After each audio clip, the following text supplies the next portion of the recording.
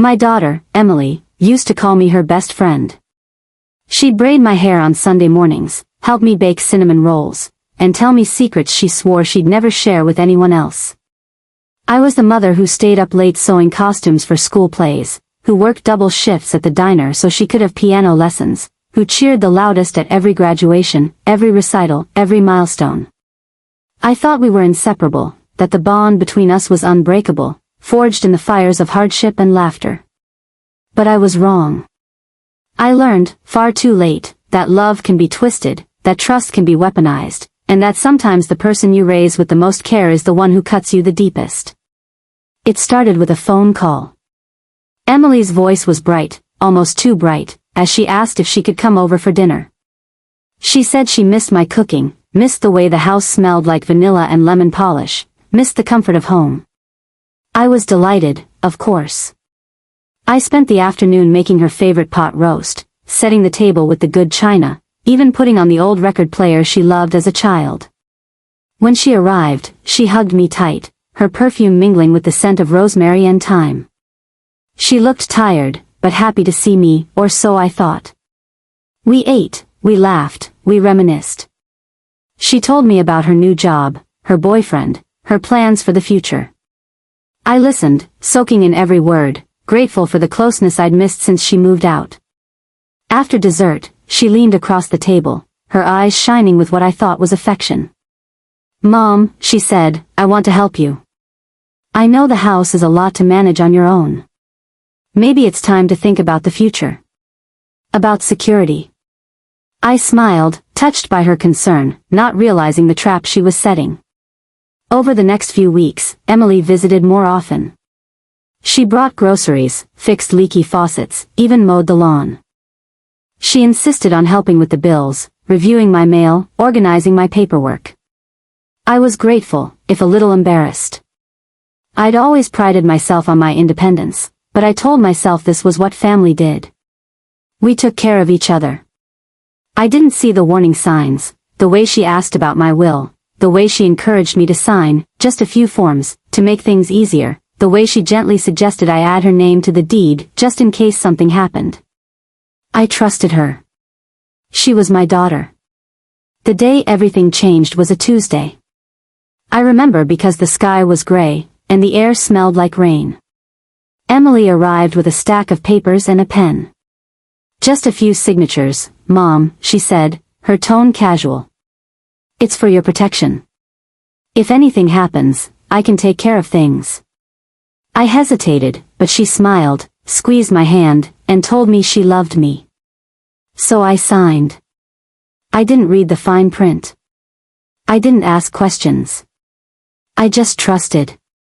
A week later, I came home from the grocery store to find the locks changed.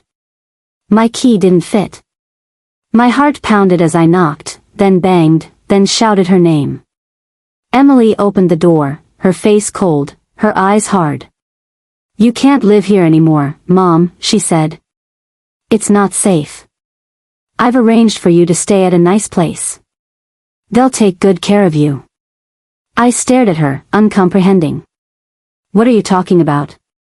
This is my home." She shook her head. "Not anymore. You signed it over to me. It's mine now." I felt the world tilt beneath my feet. I begged, pleaded, tried to reason with her.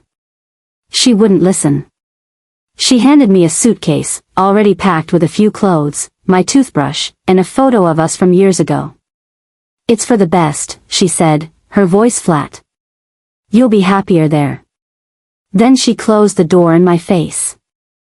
I stood on the porch, rain beginning to fall, clutching my suitcase and the last shreds of my dignity. I didn't know where to go, who to call. My friends were gone, my siblings scattered, my husband long dead. I sat on the steps, shivering, until a neighbor found me and called a cab. The driver took me to the address Emily had given him, a senior living facility on the edge of town. The place smelled like bleach and wilted flowers. The staff were kind, but distant. They showed me to a small room with a single bed, a dresser, and a window that looked out on a parking lot. I sat on the bed, numb, trying to understand how my life had unraveled so quickly. The days blurred together. I ate meals in silence, watched television I didn't care about, listened to the sounds of other residents shuffling down the hall. I called Emily, but she never answered. I left messages, but she never called back. I felt invisible, discarded, erased. I thought about the house, the garden I'd planted, the kitchen I'd cooked in, the walls that held a lifetime of memories. I wondered if Emily was happy, if she felt any guilt, if she missed me at all. One night, as I lay awake listening to the hum of the air conditioner, something inside me snapped. I realized I wasn't dead yet. I wasn't helpless. I wasn't going to let my own daughter erase me from my own life. I decided, right then and there, that I would fight back. I didn't know how, or what it would cost, but I knew I couldn't let her win. I got out of bed, found a notebook in the activity room, and started making a plan. I wrote down everything I could remember, dates, conversations, the names of witnesses, the details of every document I'd signed. I made a list of people who might help me, old friends, former co-workers, even the neighbor who'd called the cab. I wasn't sure what I would do, but I knew I had to try. The next morning, I woke up with a sense of purpose I hadn't felt in months. I dressed carefully, brushed my hair, and walked down to the front desk. The receptionist, a young woman named Carla, looked up with a polite smile. "Good morning, Mrs. Harris. How can I help you?" I steadied my voice, trying to sound as calm and confident as possible. "I need to use the phone, please. It's important." She hesitated, glancing at the clock. "It's not visiting hours yet, but I suppose," I cut her off gently. "It's an emergency. I need to call my lawyer." That got her attention. She handed me the phone, and I dialed the only number I could remember by heart, Margaret Lane, my old friend and attorney. Margaret answered on the second ring, her voice warm and familiar. "Hello?" I swallowed hard, fighting back tears. "Margaret, it's me. I need your help." There was a pause, then a rush of concern. "Helen? What's wrong?" I told her everything, how Emily had tricked me, how I'd signed the house over without understanding, how I'd been locked out and sent away. Margaret listened in silence, then said, "I'm coming to see you. Today. Don't sign anything else. Don't talk to anyone about your finances. I'll handle it." Relief washed over me. For the first time since this nightmare began, I felt a glimmer of hope. Margaret arrived that afternoon, her briefcase in hand, her eyes sharp with determination. She hugged me tightly, then sat down and pulled out a stack of papers. "Let's start from the beginning," she said. We went over every detail, what I'd signed, what Emily had said, what the staff at the facility had told me. Margaret took notes, asked questions, and made copies of everything I could remember. "This isn't over," she said, her voice steely. "Not by a long shot." Over the next few days, Margaret worked tirelessly. She contacted the county clerk's office, pulled the deed records, and discovered that Emily had transferred the house into her name using a power of attorney I'd signed without realizing its true purpose. "It's fraud," Margaret said. "And it's elder abuse. We can fight this." She filed an emergency petition with the court, requesting an injunction to freeze any further transactions on the property. She also contacted Adult Protective Services, who opened an investigation into Emily's actions. Meanwhile, I tried to keep my spirits up. I made friends with some of the other residents, Edith, who loved crossword puzzles, Mr. Jenkins, who played chess in the common room, and Maria, who knitted scarves for everyone she met. We shared stories, played cards, and found comfort in each other's company. But every night, as I lay in bed, I thought about Emily. I wondered what she was doing in my house, if she missed me, if she regretted what she'd done. I tried to remember the little girl who used to beg for one more bedtime story, who used to slip notes under my pillow that said, "I love you, Mommy." I wondered where that girl had gone. One afternoon, as I was walking in the garden, I saw a familiar face at the gate. It was my neighbor, Mrs. Patel, the one who'd found me on the porch that terrible day. She waved, her eyes kind. Helen, I've been worried about you. I brought you something. She handed me a small envelope. Inside was a letter, written in her careful handwriting. I saw what happened, she wrote. I know you didn't leave by choice. If you need a witness, I'll help you. You're not alone. Tears filled my eyes. I thanked her, promising to let Margaret know. Margaret was thrilled. This is exactly what we need, she said. A witness who saw you being forced out. It strengthens our case. She added Mrs. Patel's statement to the file and began preparing for the hearing. We'll get your house back, Helen. I promise. The day of the hearing arrived. Margaret picked me up early, helping me dress in my best suit. As we drove to the courthouse, my hands trembled, but Margaret squeezed them reassuringly. You're stronger than you think, she said. Don't let her see you afraid. We entered the courtroom, and I saw Emily sitting at the front, her face pale, her eyes darting nervously. She didn't look at me. The judge listened as Margaret presented our case.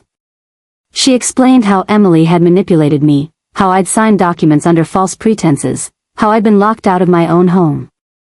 She submitted the witness statement from Mrs. Patel, the records from Adult Protective Services, and the evidence of the fraudulent power of attorney. Emily's lawyer tried to argue that I was confused, that I'd agreed to everything, that Emily was only trying to help. But the judge wasn't convinced. After what felt like hours, the judge made his ruling. The court finds that the transfer of property was obtained through undue influence and fraud. The deed is void. The property shall be returned to Mrs. Harris, and a restraining order is issued against Ms. Emily Harris pending further investigation. Relief flooded through me. I looked at Emily, hoping for a flicker of remorse, but she only glared, her lips pressed into a thin line. Margaret hugged me, her eyes shining. You did it, Helen. You stood up for yourself. I nodded, too overwhelmed to speak. As we left the courthouse, I felt lighter, as if a great weight had been lifted from my shoulders. But I knew this was only the beginning. Emily had stolen more than my house, she'd stolen my trust, my peace, my sense of safety. I was determined to make her understand what she'd done, to make her regret every choice that led us here. When I returned to the senior living facility, the staff greeted me with smiles and congratulations. Word had spread quickly. I packed my things, said goodbye to my new friends, and prepared to go home. Margaret arranged for a locksmith to change the locks, and Mrs. Patel offered to stay with me the first night. As I walked through the front door, the familiar scent of lavender and lemon polish washed over me. I stood in the entryway, taking it all in, the photos on the walls, the worn rug in the hallway, the kitchen where I'd spent so many happy hours. It was mine again. I was home. The first night back in my own house was both comforting and unsettling. I wandered from room to room, touching the backs of chairs, running my fingers along the mantel, opening cabinets just to see my old dishes still in their places. Yet, everything felt slightly off, as if the air itself was holding its breath. Emily's presence lingered in the smallest details, a half-empty bottle of her favorite shampoo in the bathroom, a scarf draped over the banister, a mug with her lipstick print on the rim.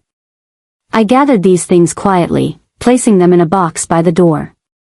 I wasn't sure what I'd do with them yet, but I knew I couldn't let them stay. That night, I barely slept. Every creak of the house made me jump. I kept expecting Emily to burst through the door, demanding her life back, insisting that I was the one who'd betrayed her. But the house remained silent, save for the gentle ticking of the clock in the hallway. I lay awake, staring at the ceiling, replaying every conversation, every warning sign I'd ignored. I wondered how long Emily had been planning this, how many times she'd smiled at me while plotting to take everything I'd built.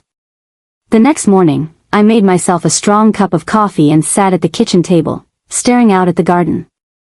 The roses I'd planted years ago were in full bloom, their petals bright against the green. I thought about all the hours I'd spent tending them, coaxing life from the soil, believing that hard work and love could keep anything alive. I realized, with a pang, that I'd treated my relationship with Emily the same way, watering it with patience, pruning away the hurt, hoping it would flourish. But some things, I now understood, can't be saved by love alone. Margaret called to check on me. "How are you holding up?" she asked. I hesitated, searching for the right words. "I'm home," I said finally. "But I don't know if I'll ever feel safe here again." She was quiet for a moment. "That's normal, Helen. Give yourself time. And remember, you're not alone. If you need anything, call me." I thanked her, feeling a wave of gratitude for her steadfast support. Later that day, I received a letter in the mail. The envelope was thick, the handwriting unfamiliar. Inside was a formal notice. Emily was contesting the court's decision. She claimed I was unfit to manage my own affairs, that I was confused, that I needed supervision. My hands shook as I read her words, the betrayal cutting deeper than before. She wasn't finished. She was going to fight me, even now. I called Margaret, my voice trembling. "She's trying to take it all back," I whispered. Margaret sighed. "I expected this. Don't worry, Helen. We'll fight her every step of the way. But you need to be prepared. She may try to contact you, to manipulate you. Don't answer her calls. Don't let her in the house. If she shows up, call the police." I nodded, my resolve hardening. I wouldn't let Emily hurt me again. Days passed, each one a test of my strength. I busied myself with small tasks, cleaning out closets, baking bread, tending the garden. I found comfort in routine, in the familiar rhythms of home. But every time the phone rang, my heart raced. Every time a car slowed in front of the house, I held my breath. I felt like a prisoner in my own life, waiting for the next attack. One afternoon, as I was weeding the flower beds, I heard footsteps on the gravel path. I looked up to see Emily standing at the gate, her face drawn, her eyes red. She didn't speak at first, just stared at me, her hands clenched at her sides. "Mom," she said finally, her voice barely above a whisper. "Can we talk?" I straightened, wiping my hands on my apron. "There's nothing left to say, Emily." She shook her head, tears spilling down her cheeks. "Please. I made a mistake. I was scared. I thought," I cut her off. "You thought you could take what wasn't yours. You thought I'd just disappear." She flinched, looking away. "I'm sorry," she whispered. "I didn't mean for it to go this far." I wanted to believe her. I wanted to reach out, to comfort her, to forgive. But I couldn't. Not yet. Maybe not ever. "You need to leave," I said, my voice steady. "You're not welcome here." She hesitated, then turned and walked away, her shoulders hunched, her steps slow. I watched her go, my heart aching with a grief I couldn't name. That night, I sat on the porch, watching the sun set behind the trees. The sky was streaked with gold and pink, the air warm and still. I thought about all the years I'd spent building this life, all the sacrifices I'd made for Emily. I wondered if she'd ever understand the pain she'd caused, if she'd ever truly regret what she'd done. I realized, with a kind of sad clarity, that I couldn't control her choices. I could only control my own. The next morning, I woke to find a note slipped under the door. It was from Emily. "I'm sorry, Mom. I don't expect you to forgive me. I just want you to be safe. I'll stay away." I read the note over and over, searching for sincerity in her words. I wanted to believe she meant it, but trust, once broken, is not easily repaired. I spent the next few weeks rebuilding my life, one small step at a time. I joined a book club at the library, started volunteering at the community center, reconnected with old friends. I found joy in simple things, a cup of tea on a rainy afternoon, a phone call from Margaret, a letter from Mrs. Patel. Slowly, the house began to feel like mine again. The shadows receded, replaced by light and laughter. But I never forgot what Emily had done. I never let my guard down. I changed my will, leaving the house to a local charity that helped women in crisis. I set up a trust for myself, ensuring that no one could ever take my home from me again. I made sure that Emily would never benefit from my pain, never profit from her betrayal. The seasons changed, and with them, so did I. Autumn brought a crispness to the air and a new sense of resolve to my heart. I raked leaves in the yard, their colors a riot of gold and scarlet, and let the rhythm of the work soothe my mind. The neighbors began to notice my return. Mrs. Patel would wave from her porch, sometimes bringing over a loaf of her famous banana bread. Mr. Jenkins, the chess player from the senior home, started visiting on Sundays, and we'd play a quiet game in the sunroom. I found myself surrounded by kindness, the sort that expects nothing in return. It was a balm I hadn't known I needed. But even as I rebuilt, reminders of Emily's betrayal crept in. I'd find a bill addressed to her, or a piece of mail from the bank with her name on it. Each time, it was like a small cut, a reminder that the wound hadn't fully healed. I'd call Margaret, who would reassure me that everything was in order, that the legal protections were airtight. "You're safe now, Helen," she'd say. "She can't touch you or your home."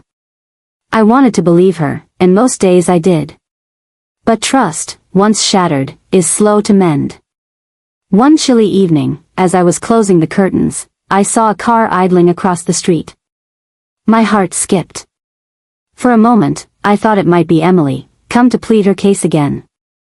But it was just a delivery driver, dropping off groceries for the new family next door. I let out a breath I hadn't realized I was holding. The fear was still there, lurking beneath the surface, but it no longer ruled me. I started keeping a journal, something Margaret had suggested. "Write it all down," she'd said. "The good, the bad, the ugly. It helps." At first, my entries were short and bitter, lists of grievances, memories of happier times, questions I'd never get to ask. But as the weeks passed, my words softened. I wrote about the garden, about the way the light fell through the kitchen window in the late afternoon, about the laughter of children playing in the street. I wrote about forgiveness, not for Emily, not yet, but for myself. For the years I'd spent doubting my own worth, for the trust I'd given too freely, for the love I'd poured into someone who couldn't return it. One afternoon, I received a call from the community center. They were starting a support group for women who'd experienced financial abuse or betrayal by family. "Would you be willing to share your story?" the coordinator asked. I hesitated, the old shame rising in my chest. But then I thought of all the women who might be sitting in rooms like mine, feeling alone and powerless. "Yes," I said. "I'd be honored." The night of the meeting, I stood in front of a small group of women, their faces open and expectant. I told them everything, how I'd trusted Emily, how I'd been tricked, how I'd fought to reclaim my life. I spoke about the pain, the anger, the slow process of healing. When I finished, there was a long silence. Then, one by one, the women began to share their own stories. Some had lost homes, others had lost savings, still others had lost relationships they thought were unbreakable. We cried together, laughed together, and found strength in each other's company. After the meeting, a woman named Linda approached me. She was younger than me, maybe in her 50s, with tired eyes and a gentle smile. "Thank you," she said. "I thought I was the only one. Hearing your story makes me feel less alone." I hugged her, feeling a sense of purpose I hadn't felt in years. Maybe, I thought, this was why I'd survived. Not just to reclaim my own life, but to help others do the same. As winter settled in, I found myself looking forward to the support group meetings. I became a regular speaker, sharing not just my story, but practical advice, how to protect your assets, how to recognize manipulation, how to rebuild after betrayal. The group grew, and soon we were meeting twice a month. I watched as women who'd arrived broken and silent began to find their voices, to stand a little taller, to believe in themselves again. It was a kind of magic, and I was grateful to be a part of it. Emily, meanwhile, kept her distance. I heard from mutual acquaintances that she'd moved to a small apartment across town, that she was struggling to find steady work, that her boyfriend had left her. I felt a pang of sadness, but also a grim satisfaction. Actions have consequences, I thought. She was learning that lesson the hard way. One evening, as I was preparing dinner, the doorbell rang. I opened the door to find Emily standing on the porch, shivering in the cold. She looked thinner, older, her eyes hollow. "Can I come in?" she asked, her voice barely audible. I hesitated, then stepped aside. She entered quietly, glancing around as if seeing the house for the first time. We sat at the kitchen table, the silence heavy between us. Finally, she spoke. "I lost everything, Mom. The apartment, my job, even my friends. I know I don't deserve your forgiveness, but I had nowhere else to go." I studied her face, searching for the daughter I once knew. "You made your choices, Emily," I said softly. "And you have to live with them. I can't fix your life for you." She nodded, tears streaming down her cheeks. "I know. I just wanted to say I'm sorry. For everything." I wanted to reach out, to comfort her, to erase the pain between us. But I couldn't. Not yet. Maybe not ever. "You need to find your own way, Emily. I hope you do. But you can't stay here." She nodded, wiping her eyes. "I understand." She stood, hesitated, then walked to the door. Before she left, she turned back.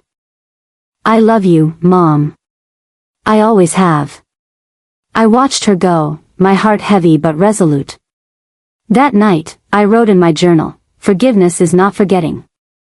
It's letting go of the hope for a better past." I closed the book, feeling a sense of peace I hadn't known in years. I was finally free. Spring arrived with a gentle insistence, coaxing green shoots from the earth and sunlight through the windows. I found myself waking earlier, eager to greet the day, to feel the cool grass beneath my feet as I tended the garden. The world felt new, and so did I. The pain of Emily's betrayal had dulled, replaced by a quiet strength. I was no longer waiting for an apology, no longer hoping for reconciliation. I had built a life for myself, one rooted in resilience and self-respect. The support group at the community center continued to grow. Women from all walks of life came to share their stories, to seek advice, to find comfort in the company of others who understood. I became something of a mentor, guiding newcomers through the maze of legal paperwork, helping them find resources, encouraging them to reclaim their power. It was rewarding work, and it gave me a sense of purpose I hadn't felt since Emily was a child. One afternoon, after a particularly moving meeting, Linda invited me to her home for tea. Her house was small but warm, filled with the scent of fresh bread and the sound of laughter from her grandchildren playing in the yard. We sat at her kitchen table, sipping tea and sharing stories. "You know," she said, "I never thought I'd get my life back. But you showed me it's possible." I smiled, feeling a surge of pride. "We all have more strength than we realize," I said. "Sometimes it just takes a little push to find it." As the weeks passed, I found myself reflecting on the journey I'd taken. I thought about the woman I'd been before Emily's betrayal, trusting, perhaps a little naive, but always hopeful. I realized that I hadn't lost that part of myself. It had simply been buried beneath layers of hurt and disappointment. Now, as I watched the roses bloom in the garden, I felt that hope returning, fragile but real. One morning, I received a letter from Emily. The envelope was plain, the handwriting shaky. Inside was a single page, filled with words that must have cost her dearly. "Mom, I know I can never undo what I did. I know I hurt you in ways I can't even understand. I'm trying to rebuild my life, to be a better person. I hope, someday, you can forgive me. I love you." I read the letter several times, my emotions a tangled knot of sadness, anger, and something like relief. I didn't know if I could ever forgive her, but I was glad she was trying to change. I placed the letter in a box with other mementos, photos of Emily as a child, cards she'd made for Mother's Day, a lock of her hair from her first haircut. I realized that, despite everything, I still loved her. Love, I understood now, was not a guarantee against pain. It was a choice, one I made every day, even when it hurt. The house felt lighter, as if a weight had been lifted. I invited friends over for dinner, hosted book club meetings in the sunroom, baked bread for the neighbors. Laughter returned to the halls, music to the kitchen. I found myself humming as I worked, a habit I'd lost years ago. Life, I realized, was not about what had been taken from me, but about what I chose to build in its place. One evening, as I sat on the porch watching the fireflies dance, Mrs. Patel joined me. She brought a plate of samosas and a bottle of sweet wine. We talked about everything and nothing, the weather, the garden, the latest gossip from the neighborhood. "You're stronger than you know, Helen," she said, her eyes warm. "You've turned your pain into something beautiful." I smiled, feeling the truth of her words settle in my bones. As summer approached, I decided to take a trip. I'd always wanted to see the ocean, to feel the sand between my toes, to watch the waves crash against the shore. I booked a small cottage by the sea, packed a suitcase with books and sun hats, and set off on my own. The drive was long, but the freedom was exhilarating. I sang along to the radio, stopped at roadside diners, took photos of wildflowers blooming along the highway. The cottage was perfect, small, cozy, with a view of the water from the front porch. I spent my days walking along the beach, collecting shells, reading in the sun. I wrote postcards to my friends, describing the sound of the waves, the taste of salt in the air, the feeling of peace that had settled over me. I realized, as I watched the sun set over the ocean, that I was truly happy. Not because everything had been fixed, but because I had learned to let go. On my last night at the cottage, I sat on the porch with a cup of tea, watching the stars appear one by one. I thought about Emily, about the life we'd shared, about the choices we'd both made. I didn't know what the future held, but I knew I was ready to face it, whatever it might bring. When I returned home, the house welcomed me like an old friend. The garden was in full bloom, the air filled with the scent of roses and fresh, cut grass. I unpacked my suitcase, hung my photos on the wall, and settled back into the rhythms of daily life. I felt stronger, more whole, more myself than I had in years. The days grew longer, and with each sunrise, I felt the world opening up to me in ways I hadn't expected. I started new routines, morning walks through the neighborhood, afternoons spent painting in the sunroom, evenings filled with the gentle hum of jazz on the radio. The house, once a place of sorrow and suspicion, had become a sanctuary again. I filled it with fresh flowers, rearranged the furniture, and even painted the front door a cheerful shade of blue. Neighbors stopped to compliment the change, and I found myself smiling more, waving to children on bicycles and chatting with the mailman. The support group at the community center had become a cornerstone of my life. We celebrated small victories together, a woman winning back her savings, another finding the courage to leave a toxic relationship, someone else reconnecting with a long-lost sibling. Each story was a thread in a tapestry of resilience, and I was proud to be part of it. That I started leading workshops on financial literacy, teaching women how to read contracts, protect their assets, and recognize the warning signs of manipulation. The gratitude in their eyes reminded me that my pain had not been in vain, it had become a source of strength for others. One afternoon, as I was preparing for a workshop, I received a call from Margaret. "Helen, I have some news," she said, her voice serious but gentle. "Emily has been arrested." The words hit me like a wave. Arrested? For what? Margaret explained that Emily had tried to use the same tactics on another elderly woman, convincing her to sign over property, manipulating her finances, isolating her from friends and family. But this time, the woman's niece had caught on and called the authorities. "She's being charged with fraud and elder abuse," Margaret said. "I thought you should hear it from me." I sat down, my hands trembling. I felt a strange mix of emotions, anger, sadness, relief, and a deep, aching disappointment. I had hoped Emily would learn from her mistakes, that she would find a way to rebuild her life honestly. Instead, she had chosen the same path, hurting someone else as she had hurt me. I wondered if there was anything I could have done differently, if there was some moment I'd missed, some word I could have said to change her course. But I knew, deep down, that her choices were her own. That evening, I walked through the garden, letting the cool air clear my mind. I thought about forgiveness, about the difference between letting go and forgetting. I realized that I could mourn the daughter I'd lost without excusing the woman she'd become.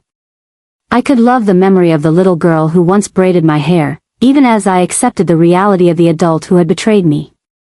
It was a hard truth, but it brought a measure of peace.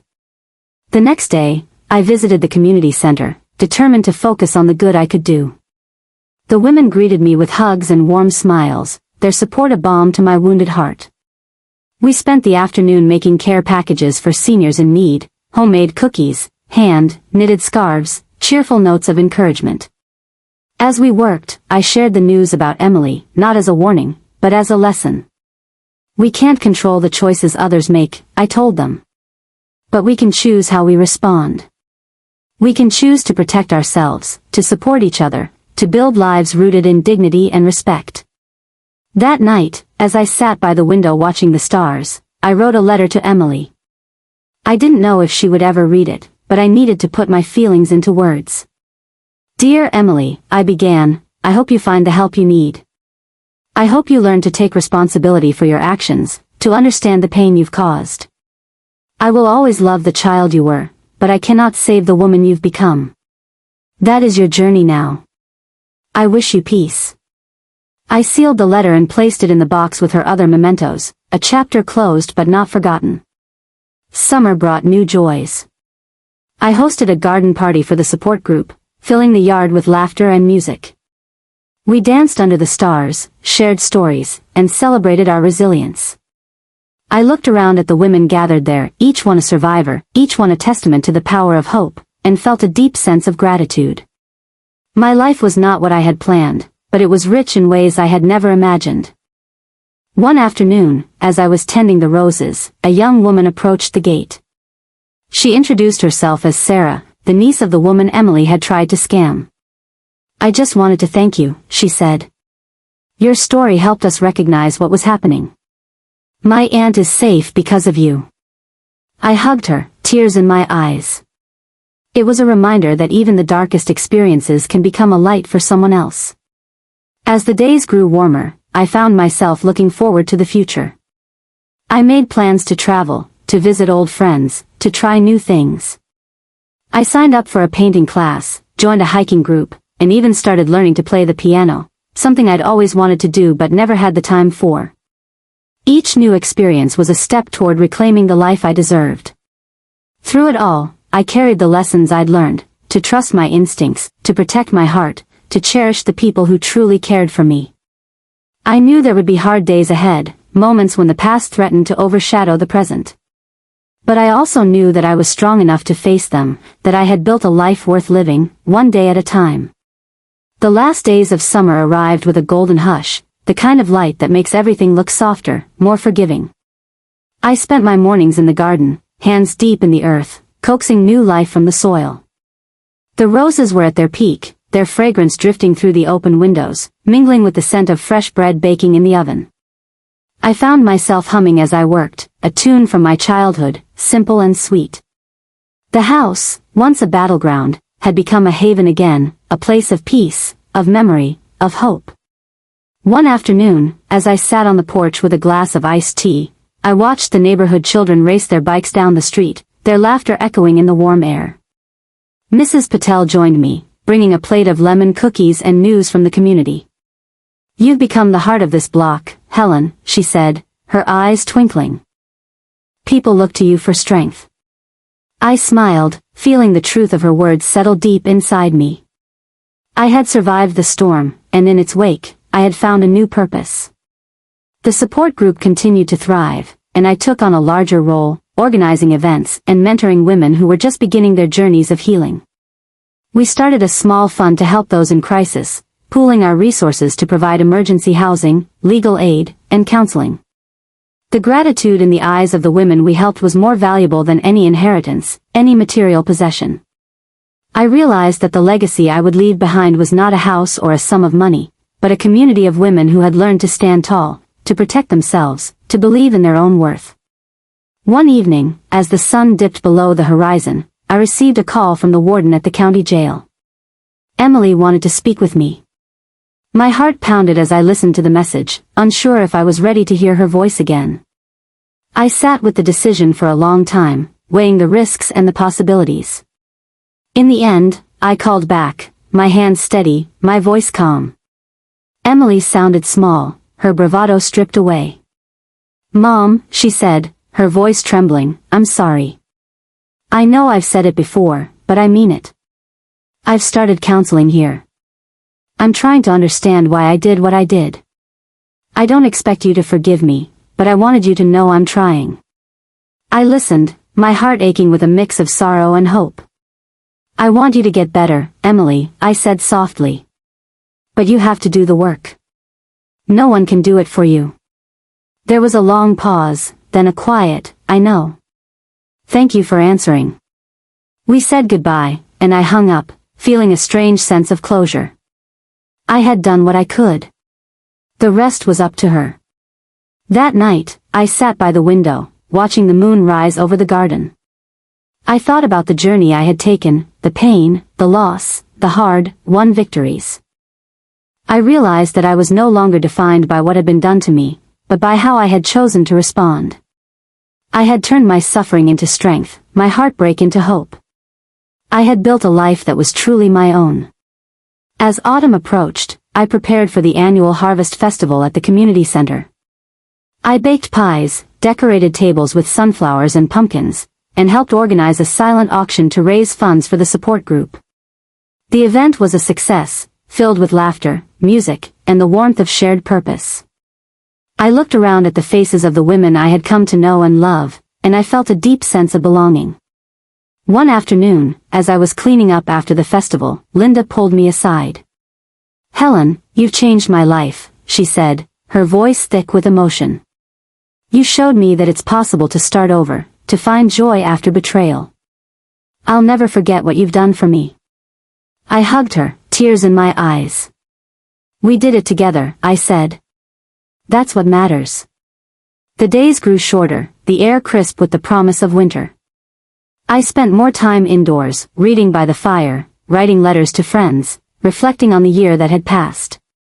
I realized that I was content, not because everything was perfect, but because I had learned to find beauty in imperfection, to cherish the moments of peace and connection that life offered.